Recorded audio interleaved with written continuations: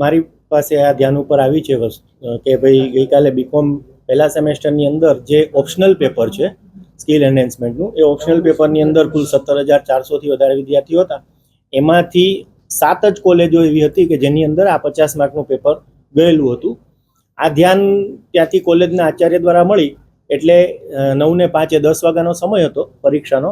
એ પહેલાં પરીક્ષા વિભાગે એક 25 માર્કનું પેપર છે એ જે તે 7 કેન્દ્રના કુલ કંઈક 600 વિદ્યાર્થીઓની આસપાસ હતા એ લોકોને એ નવું પેપર આપ્યું છે અને પરીક્ષા શાંતિપૂર્ણ રીતે પૂરી થયેલી છે.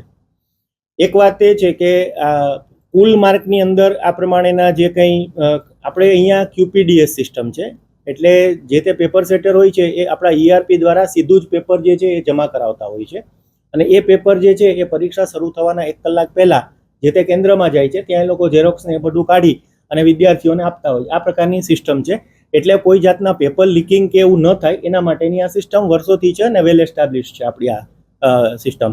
એટલે એમાં અધ્યાપકે 50 માર્કનું પેપર કાઢ્યું હોય તો એ એમના પક્ષે ભૂલ કહેવાય અને એ અધ્યાપક જે હશે એ અધ્યાપકની અંદર આપણે એમને ખુલાસો એમની પાસે માંગીશું.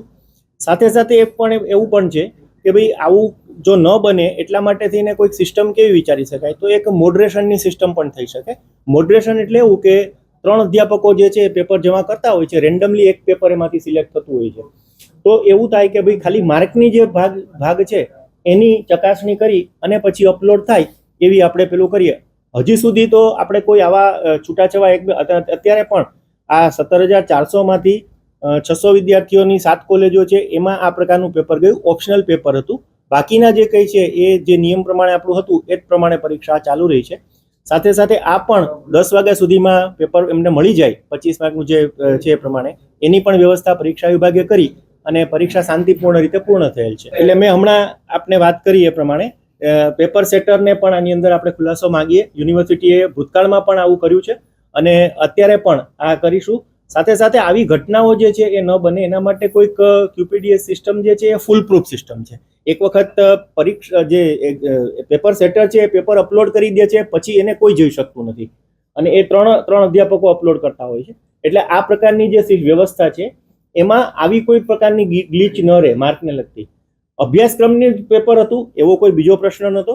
માત્ર ખાલી જે કુલ માર્ક જે છે એ 25 હોવા જોઈએ ઓપ્શનલ પેપરમાં 2 ક્રેડિટનું, અને એની બદલે એમાં 50 માર્કનું પૂછાયું હતું. તો આ 7 કેન્દ્ર છે એમાં પેપર બદલી અને ફરી પાછું કર્યું છે. પણ આપણે જે કહ્યું એ પ્રમાણે પરીક્ષકનો પણ એની અંદર ખુલાસો માંગવામાં આવે અને જે પણ આમાં યુનિવર્સિટીના નિયમ પ્રમાણે કાર્યવાહી થાય. મને આવા કોઈ આરોપોની અત્યારે જાણ નથી, એટલે એમાં હું કોઈ જાતની કોમેન્ટ ન કરી શકું.